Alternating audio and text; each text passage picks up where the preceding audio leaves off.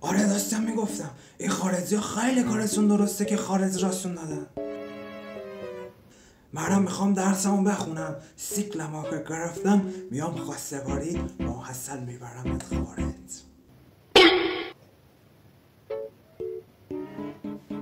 تو با کی داری حرف میزنی؟ با دختر خاله ساناز.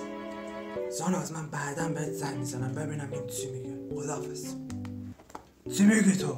آخه تو رو خارج را میدن یه وری، تو اصلا در مورد خارج چی میدونی؟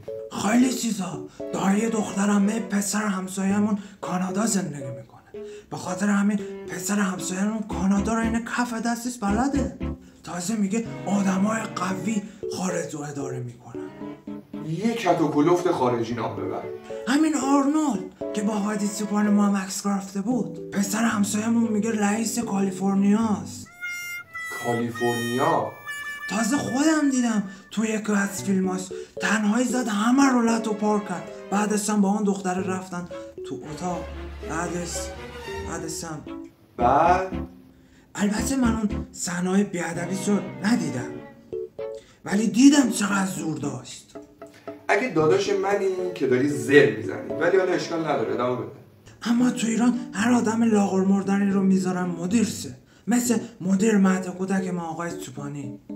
درست میگی ها، ولی ما با ضعف مغزیشون مشکل داریم نه ضعف جسمیشون. داداش تو خارج همه خیلی پرزورن.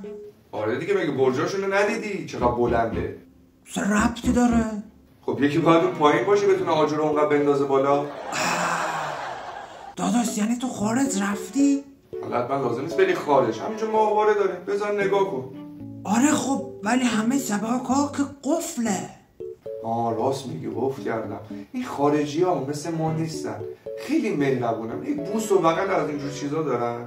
منم قفل کردم برای تو بدآموزی نداشته باشه. آخه تو سریال های ایرانی زن و سوال با 3 متر فاصله از هم میشینن، بعد با یه شکلات حامله میشن. ببین حالا که فکرشو میکنم قفلاشو باز میکنم، بشین نگاه کن. بلوغ زودرس به نظرم خیلی بهتر از احمق بودنه. ولی چه فایده که منو کفسم نمیکنن؟ چی نمیشی؟ کفس دیگه. کفس میکنن که فرار مغزا میکنن، مثل همین بیل گیتس دیگه. با اینکه از خانواده کارگری بود ولی کفسش کردن بهش پول دادن که برق اختراع کرد. واسطه تو از کجا میدونی که اصلا بیل گیتس از خانواده کارگری بوده؟ به خاطر بیلش دیگه. آها، یعنی اگه مثلا کفگیر گیتس بود از خانواده آشپزباشی‌ها میشد. کفگیر چرا؟ ولش کن اصلا به چیز اشتباهی گیر دادم. ادامه بده. تازه پسر همسایه میگه اگه بیل گیتس برق اختراع نکرده بود الان باید تو تاریکی تلویزیون میدیدیم. خدا رو شکر ادیسون مرد این روزا رو ندید. این پسر همسایه هم ترشی نخوره یه چیز میشه ها، یاد بگیر ازش، ببین چقدر فعاله. ولی ما ایرانی اصلا فعال نیستیم، خیلی هم تنبلیم. پسر همسایه میگه خارجی ها حتی جمعه هم کار میکنن.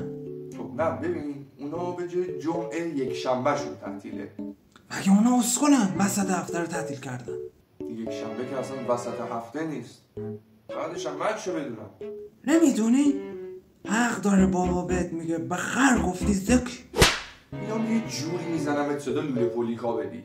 داداش پسر همسایه میگه خارجی ها از کوچیکشون تا بزرگشون همه بلدن انگلیسی صحبت کنن. خب اونا زبانشون اونه، انگلیسی حرف میزنن. بعدش هم این همه کلاس زبان داریم اینجا.